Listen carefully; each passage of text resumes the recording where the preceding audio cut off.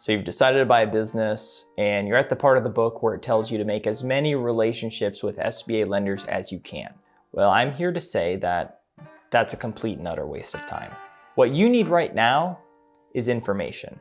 Credible, high quality information without any slants or biases.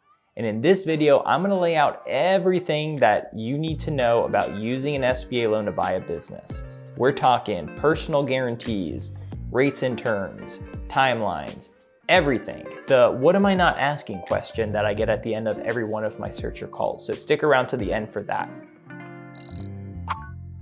At the end of the day, when you do get that deal under LOI, all you're really gonna wanna know is the terms and structures of the deal, am I approved, and when can we close? Now, before we get into it, let me paint you an overview of the SBA lending marketplace. There are roughly 1,000 institutions who've made at least one SBA 7A loan in the past 12 months. The bottom 80% of these lenders do less SBA lending in a year than I do by myself in a month. And they are not experts, they don't know what they're doing. They wanna help their customers and will make some SBA loans for them, but you have no business talking to them when it comes to executing on the deal that you finally got under LOI. So that leaves a couple hundred SBA lenders to choose from. But wait, some of these are local banks, some of these are regional players, and some are national shops, and they all have their niches. Some are very big in the franchise space, some only do real estate secured SBA lending, some are generalists, and some are acquisition specialists. Now, some are aggressive, some are conservative, some are slow, some are fast, some are cash flow lenders, some are collateral lenders. You get the picture. Now, I know this industry inside and out, and here are the two big takeaways. One, work with a bank that actually wants to do acquisitions. There are maybe 20 national lenders that come to mind for me, and I'm one of them. Now, maybe you think 20 sounds low. Well, here's why. A metric that SBA lenders consider when deciding whether to approve a loan is the unsecured exposure. That's the loan amount minus the value of the hard assets. I know what you're thinking. In most business acquisitions, the assets are fully depreciated and perhaps the entire loan's unsecured. Well, most banks tap out after a certain point, usually around 2.5 million, some more, some less. So when I say there's only like 10 or 20 national SBA lenders that will entertain large business acquisitions, that's why. And many BDOs are in complete and utter denial about this. $4 million business acquisition, sure, send over the package. 2 weeks later, pass, or we can do it, but the seller needs to hold a bajillion-dollar seller note, and now you have to retrade. They get the package and waste a bunch of time chasing something that they know they only have about a 5% chance to come home on. And that brings me to my second major takeaway. The BDO you work with is far, far, far more important than the bank you choose. If they're a good BDO, it doesn't matter what bank they are at, because if they can't do it, they will tell you fast, and if they can do it, it's likely that they'll actually get it done. All right, now we can get into it. I've spoken to hundreds and hundreds and hundreds of searchers since Walker Deibel dropped his book, Buy Then Build, creating an army of finance nerds and corporate refugees with a thirst for reading crappy sims. This video is a summary of those 1,000+ Zoom calls that I've had with all of those folks. First thing we're gonna dive into is buyer pre-approvals. Once you decide you wanna do this, now the question becomes, can I do this? Listing brokers and sellers, they wanna know that the prospective buyer has the capacity to do this. This is where things can get a little tricky because this isn't like buying a house where all the underwriting criteria is on you. Here, most of the underwriting criteria is on the business, which hasn't been identified yet, and your ability to operate that particular business. That said, there are 3 things SBA lenders that are true acquisition experts look for in a buyer. And that is 1, cash, enough for the required equity injection plus some post-close reserves. And we're gonna cover equity injection separately, but let's dive into that phrase post-close reserves or post-closing liquidity. If you were to ask every SBA lender in America if they have a post-close liquidity requirement, 99% would say yes. Then when you ask, how much do I need? The number 1 response you're gonna get is, it depends. Or my personal favorite, the more the better. Here are some of the loose rule of thumbs that lenders I know use. 10% of total project cost, 7% of total project cost, 6 months worth of business expenses, 6 months worth of SBA loan payments, 3 months worth of SBA loan payments, And those are all, again, just rules of thumb for assessing post-close liquidity. So just to give you an idea. Now, why is this so important? Well, if there's a bump in the road, a lender would prefer that you have this rainy day fund to access. Basically, the equity injection itself shouldn't drain all your cash.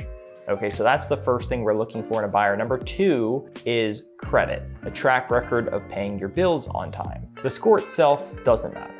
Let me repeat that. The score doesn't matter. It's what's in the report that matters. Isolated incidents can be overcome, even previous bankruptcies, but a pattern of not paying your bills on time, that's gonna pose serious doubt in the lender's mind as to your ability to repay this debt as agreed. One more thing on this, you're also gonna be filling out an SBA form called a 1919 with a bunch of yes or no questions, answered truthfully and honestly. If the question says, have you ever filed for bankruptcy, and you have, even if it was 30 years ago, you mark yes. We see everything, even the things you think we can't see. Finally, number three, experience. When we underwrite a deal, we look at the past performance of the business under the current ownership, and we're betting on the fact that that performance will continue. However, putting in the wrong operator could result in mismanagement and take down a business real fast. So some lenders, they require direct industry experience. However, most first-time buyers don't have that. And the SBA lenders who are acquisition experts understand that. At an absolute minimum, a buyer should have management experience.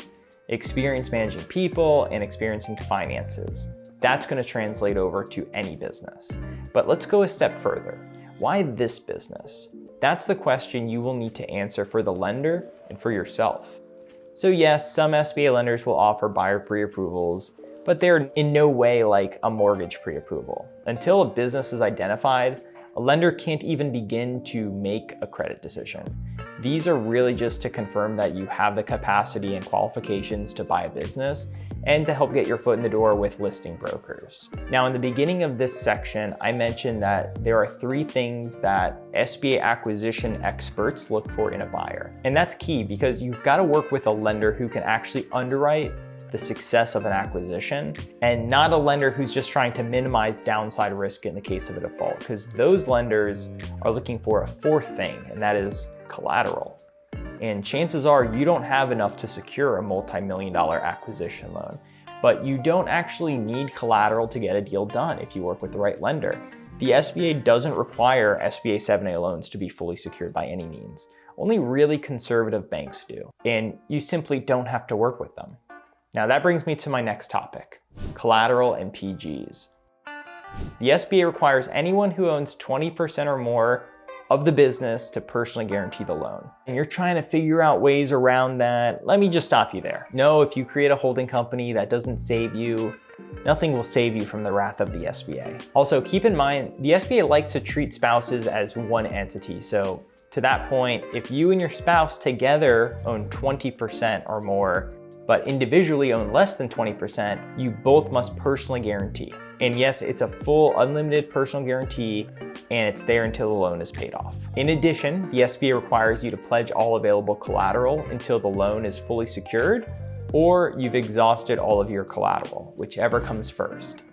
Let me repeat, you must pledge all available collateral until the loan is fully secured, or you've run out of collateral to pledge. So what does the SBA mean by all available collateral? Well, here's what the SBA says on this. We're gonna be looking at wholly owned real estate that's owned by you or with a spouse that has 25% or more equity. Now, a couple of notes on that. If you own your house, let's say jointly with a spouse, but your spouse has nothing to do with the business, they are gonna need to sign a document at closing called a limited guarantee. And that grants the bank permission to take a lien on that house. Now, if you own a property in an LLC and you own 100% of that LLC, or you own it jointly with a spouse, it's getting pledged. Now, let's talk about that 25% equity thing. That basically means if the property is 76% loan to value or greater, the SBA does not require a lender to file a lien on it. Those are the SBA requirements. Now let's talk about the reality of the market.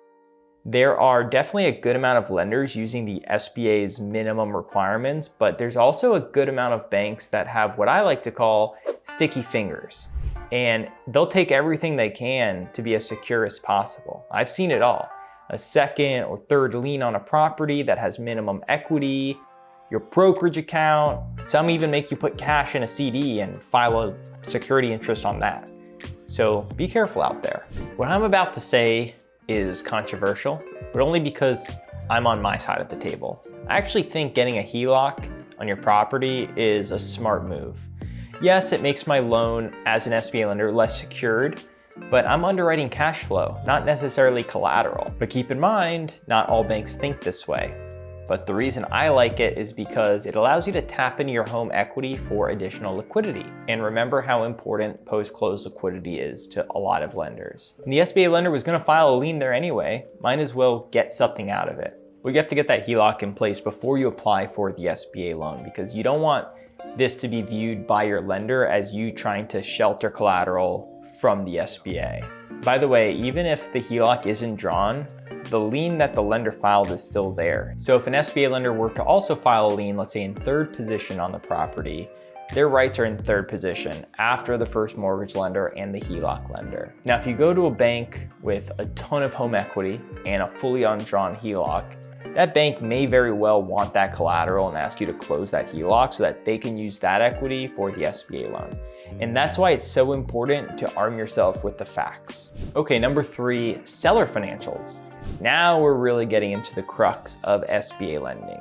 SBA lenders are cash flow lenders by nature, and we're tax return lenders, basically. We are going to get the last 3 years of tax returns and interim financials, and that's going to bring us up to date within 90 days or so, depending on what the lender's requirements are. And we're going to review those taxes and finances inside and out, looking at revenue trends, fluctuations in margins, and most importantly, cash flow, specifically debt service coverage ratios. For those of you who don't know, debt service coverage ratios, or DSCR as they call it, is just cash flow divided by debt service, and the SBA's minimum is 1.15. So in other words, for every dollar of debt service, the bank wants to see $1.15 of cash flow to support it. Now, that's of course the SBA's bare minimum. Most lenders want to see closer to $1.25 to $1.50, and they may want to see that for 1, 2, or 3 years in a row, but certainly the last full year should have sufficient debt service coverage based on that tax return. That's the crux of SBA lending. Most recent tax year, 125 to 15x DSCR, and if you're hitting those numbers, then we're in business. So once that's in place, we're gonna look at a lot of the same stuff that a buyer is gonna be looking at, right? Like customer concentration, supplier risk, the transferability of the business, recurring revenue versus project-based revenue, declining trends, aging AR, APs, length of time in business, and the key question, why is the seller selling? We look at all of this and then place you into the equation as the buyer, and we ask ourselves, does this deal make sense? No, I'm serious. That's how SBA loans are approved. More on that later when we talk about process and timeline. But next, we should talk about what docs are needed. So let's get into number 4, the pre-approval checklist. In order to figure out everything that we just talked about, a lender is going to hit you with a short list of documents. For the business, we'll need 3 years of business tax returns, interim financials, that's a P&L and a balance sheet, the SIM, and the LOI. And for the buyer, we'll need the personal financial statement, 3 years of personal tax returns, the resume, and their credit score. Attention, this is only the beginning of the onslaught of documents that I will be requesting from you and from the seller. But I promise it'll all be worth it in the end. Keep your eyes on the prize. Number 5 is equity injection. When a lender asks, where's the injection coming from? The last answer they want to hear is, I can come up with the 10%. We need to know specifically where the equity is coming from, and we need to verify it. So let's start at the beginning. The SBA requires a minimum injection of 10%. That is the SBA's minimum, but it has sort of become accepted as the norm by most lenders. So what can make up this 10%? Well, your own cash, This one's pretty self-explanatory. The lender's most likely going to request 2 or 3 bank statements to source those funds. Also, there's money from retirement. That one's pretty simple. Unless you're utilizing a ROBS program. ROBS stands for Rollover Business Startup, by the way, and it's a way to tap into your retirement debt-free, penalty-free. If you do go that route, I recommend that you speak to someone who's an expert in that area. There are some very specific SBA requirements around this, but it's becoming more and more mainstream on SBA transactions. And if you comment on this video, ROBS, I'll provide you with the contact for someone that I know and trust. Another option would be a HELOC or a personal loan. Now for me, I'm gonna need you to have another source of repayment for this HELOC other than the business you're buying, like a W-2 job or another business that you own, because I don't want you putting in this money and then you putting it right back out through repayment of that debt. I need the equity to go in and stay in for at least the immediate future. So for that reason, I do require some outside income, though I will note that's not an SBA requirement. That's just how a lot of lenders like myself view it. A gift is also an acceptable form of equity. You need a gift letter for this, and the lender is probably going to ask for bank statements from the giftor as well. Investors is a popular one. Bringing in equity partners, totally fine. There are 2 things that your investors should know about when investing in an SBA financed business acquisition, and the earlier they know this, the better. The funds are still going to have to be sourced, so if your investors are sending their wire 2 or 3 weeks prior to closing, then they should be sending their last 2 or 3 bank statements along with it. The other thing we may need is their tax ID number, because we're going to need to get that SBA Form 1919 completed, and it requires that we put a certain amount of the ownership into that ownership chart with the social security numbers attached. Now, some investors might find these things intrusive, and I have seen investors pull out at the 11th hour as a result. So let it be known. And finally, we have seller financing. Seller financing, theoretically speaking, can make up the entire equity injection if it's placed on full standby for the first 24 months, meaning no payments being made. And after that, a fully amortizing term, meaning no balloon payments. That amortization schedule, by the way, is usually 5 or 10 years, but it can vary as the SBA doesn't have specific requirements for that. And it's largely dependent on the cash flow of the business and what that can support. Seller note that's on interest-only payments for the first 24 months can also be counted as part of the 10% equity injection, but only up to 7.5% of it, leaving the buyer to bring in at least 2.5% of their own cash. Okay, so those are the SBA requirements, and they are looser than ever before, but you still have to get a lender comfortable. And then the question becomes, how much of the injection needs to come from you versus the investors versus the sellers and giftors? And this answer is going to vary lender to lender. But I will say this, in Lending 101, they teach skin in the game. Every lender wants to see the buyer have some level of skin in the game. Now, their definition of skin in the game may vary. On the more conservative side of the spectrum, some lenders may want you to inject at least 10% of your own cash into the deal. On the other side of the spectrum, some lenders may be comfortable with 1 or 2%, or perhaps a number that's considered substantial to you based on your net worth. Now in the middle, where most lenders are, the number is 5%. Now, if you're already running a business or the business, like you're a key manager, for example, the number might be 0%, because that's your skin in the game. And that's because your skin in the game is sweat equity. Years and years of building enterprise value for the owner, now seller, but for the typical searcher, that's not going to be the case, right? They're coming out from a different career and going into buying a business. And so in most of those cases, they're putting in 5 or 10% cash. All right, number 6, rates, terms, and closing costs. The maximum interest rate of the SBA 7A standard loan program, so we're talking $500,000 to $5 million, is Wall Street Journal Prime plus 3%. At the time of this video, Prime is 7.5%, which would make the max interest rate 10.5%. Now that's the max. Now for a couple years, it was Prime plus 275 was the max, but a couple years ago, the SBA changed it to Prime plus 3. I think the vast majority of lenders are pricing their loans around Prime plus 2 to Prime plus 3. There's definitely some outliers that will go lower. Typically, they're either the big banks, or sometimes you'll have a local or regional player offering something lower, but They're usually much more conservative in the way that they're approaching the underwriting of these particular transactions, so just keep that in mind. Now let's talk about how often these interest rates adjust. Most of the interest rates that I see in the 7(a) market are floating rates, usually quarterly adjustable, meaning if prime moves, your interest rate will reset that following quarter and the payment may re-amortize. Lenders are required to re-amortize the payment at least once a year.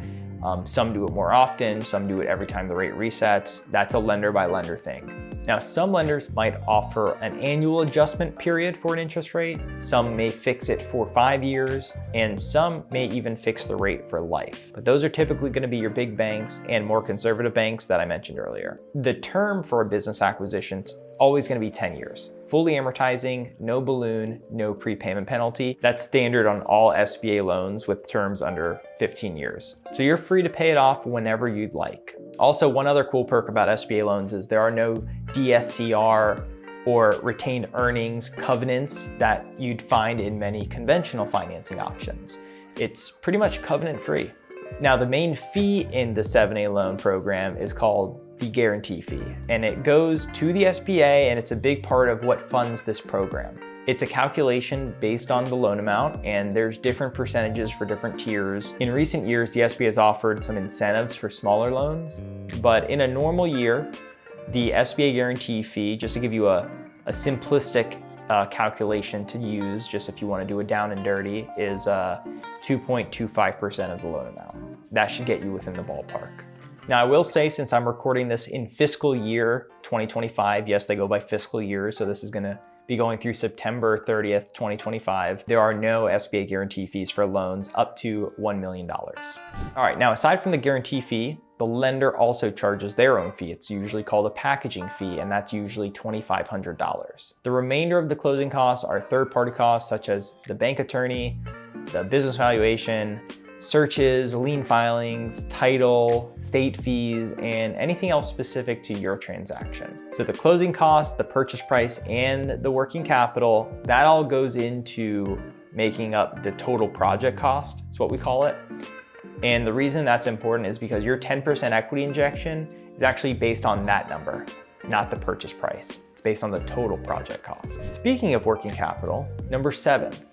In most Main Street business acquisitions that I've seen, the seller's taken the cash and the AR with them, and they leave the business with no working capital. You need to work closely with your SBA lender to make sure that adequate working capital is built into the deal, whether it's coming from the seller, yourself, or the SBA loan, which is the most common option. This takes understanding the cash cycle of the business and ensuring that there's enough cash on the balance sheet day one to get through the transition and be there to cover any cash flow deficit that might occur. For example, if the business has a 30-day cash cycle, the SBA lender should include working capital equal to 30 days worth of operating expenses. That's a super high level explanation, but it's very important to think about this and make sure that the right number of working capital is provided.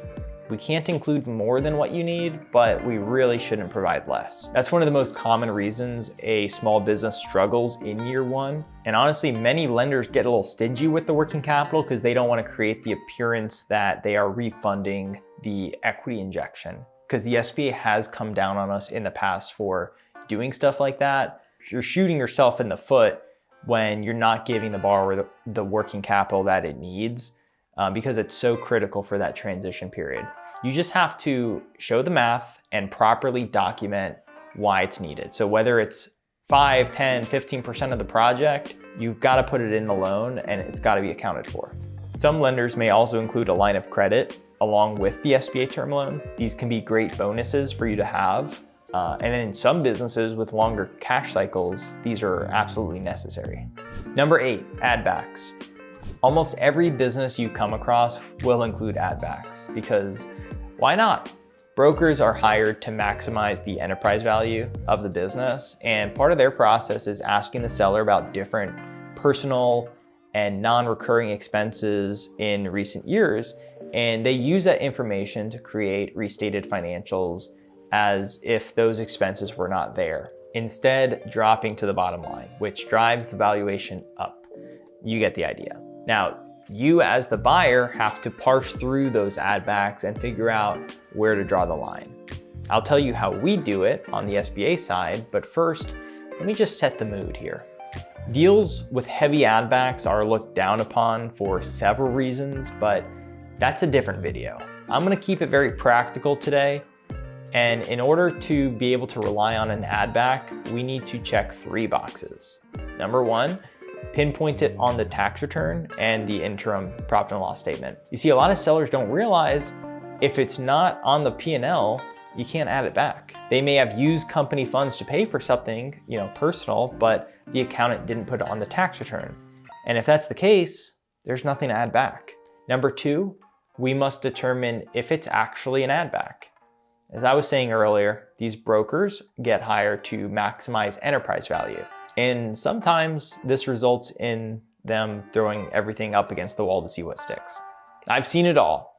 In order for it to be considered in the SBA credit underwriting, the expense needs to be 100% personal or 100% non-recurring, and it can't even have the appearance of being able to impact the business in any way, good or bad.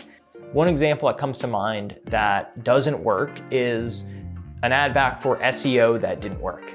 Even though that marketing campaign may have been considered a failure, the possibility still exists that someone saw a blog post and it impacted their decision to use the company. And so something like that is not going to be black and white, and we're not going to be able to rely on it. Now, an example of a usable add back would be if the seller is a construction company and they're running their Mercedes lease payment through it, or they had a lawsuit and they settled, or there was a big legal bill attached to it. Those are valid add backs. Last but not least, number 3, document. We have to be able to document it with a third-party piece of paper, basically. An invoice, a receipt, or a CPA letter are all examples of documentation, but it's ultimately up to each individual lender to decide what they want. The SBA doesn't have specific guidance on this issue. Now, some lenders may not want to use add backs, period, but of the ones that do, their approach to this and what they will or won't use may vary slightly. Now, add backs work against sellers too. It goes both ways. Sometimes you have non-recurring income. That's got to be subtracted from the cash flow, a subtract back, if you will. Examples of this could be a grant or a one-time insurance payout, for example, that will show up in other income. So look out for that. Now, number 9 is what can kill a deal? Now we're getting into the what am I not asking territory. In the world of SBA lending and business acquisitions, deals can die from 100 different reasons, but most of it's avoidable if you choose a deal team that has a lot of acquisition experience, and that includes your lender. But even the most experienced lenders are no match for the unreasonable landlord, your inability to get life insurance because of a health issue, and yes, even the SBA, but these kinds of deal killing scenarios are very rare. The most common deal killer is a buyer and seller dispute on price or terms. I always say a deal will die at least once before it closes. So my advice, mentally prepare yourself for a curveball and choose your deal team wisely. Finally, number 10, process and timeline. The age-old question, how long does it take to close? Well, the correct answer is nobody frickin' knows. Sure, I can say 60 days, but the reality is the business acquisition landscape is the wild, wild west. There is so much craziness and different characters involved. It's a miracle any of these actually close.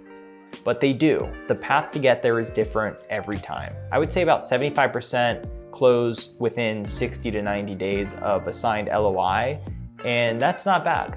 My advice is to try and get under LOI for 90 days, and let's shoot for 60. But truthfully, if you're working with a competent lender, the timeline is dependent mainly on you and the seller and all of the different parties involved.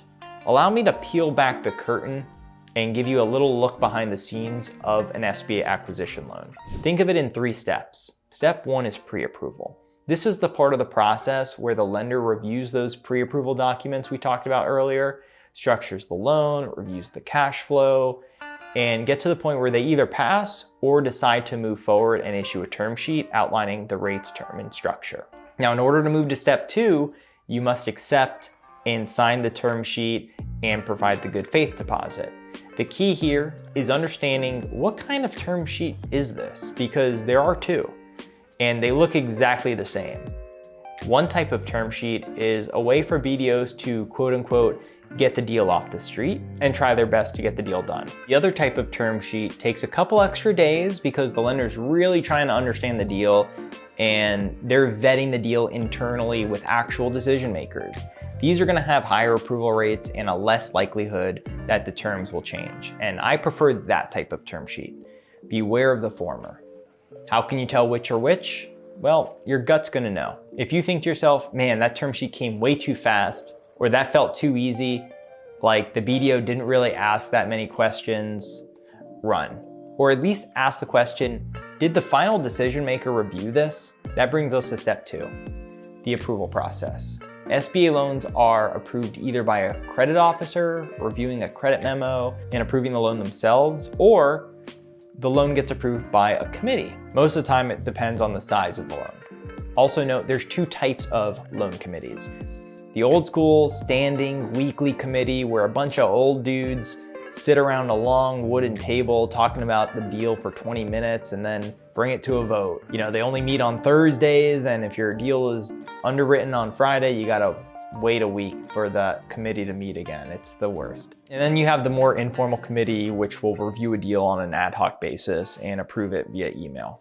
In any event, to get a final approval, you need to provide all of the underwriting documents. This is over and beyond the pre-approval checklist we discussed earlier. This is going to include things like application forms, a business plan, projections, bank statements, entity docs, driver's licenses, and a few other things. Now, once approved, the last leg of the process, step 3, is closing. Closing is where the rubber meets the road. The bank will bring in their closing team to drive it home. They're gonna start by putting together a checklist of everything needed to close the loan. And there's about 100 different things that are gonna need to be done by all of the various parties involved.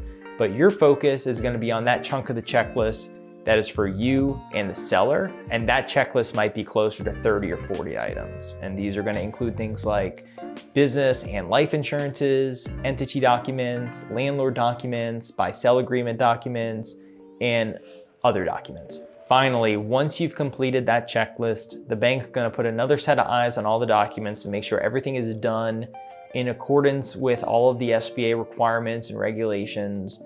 And this whole closing process from the point of your final approval to the closing table typically takes 30 to 45 days, but the timing is really dependent on how quickly you, the buyer, and the seller move, and how effective the teams that they've assembled are, especially their attorneys. There are gonna be a lot of cooks in the kitchen during this process, and it's essential that all oars are rowing in the same direction. But don't get it twisted. While your team is critical to your success, remember, you are in the driver's seat. Congratulations, you've reached the end of the video. If you have a specific question that wasn't addressed in this video, feel free to leave it in the comments and I will address it. And of course, if you have a deal that needs financing, you can email me. I'll leave my email in the show notes. Good luck and Godspeed. So there you have it. If you found that video helpful and you want more expert advice from an actual SBA lender, then I would invite you to hit that subscribe button because I've got plenty more where that came from.